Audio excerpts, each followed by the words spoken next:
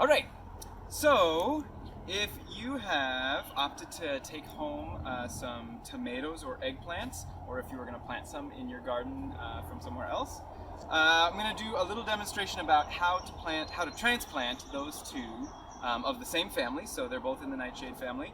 You could put them together in the same area; they should be just fine. Or you could put them separately. Tomatoes are they sort of have this super mutant power. They can grow roots from anywhere on their stem. So when we transplant a tomato, you want to transplant it as deep as you can and pinch off the extra stems, the extra leaves, because all of this area will grow roots and it'll be extra strong and it'll grow plenty tall. So we start with a really, really deep hole. The nice thing about doing this is that you have to water them less because the hole is so deep, they can gather water from way down, much deeper than if you were to just plant them near the surface. So something maybe like that. We'll kind of try it out. That looks about right. All right, so going to gently take it out of its pot here.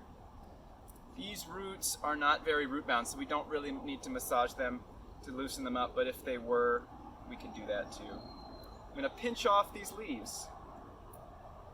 It's okay, it won't hurt the plant. But I have to leave some up at the top because we still want it to get energy from the sun.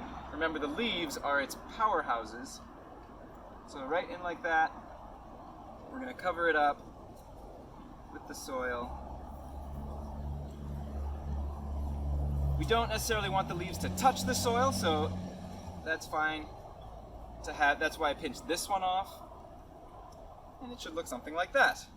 Within a very short time, meaning like a week or 3 weeks, say, it's going to grow like twice as tall.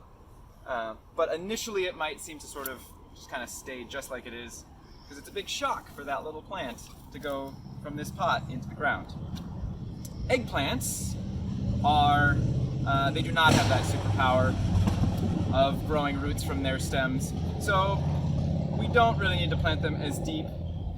We can still get them in fairly deep, and the other reason to do that is not just to get the roots growing from the stem, but also to give it more stability.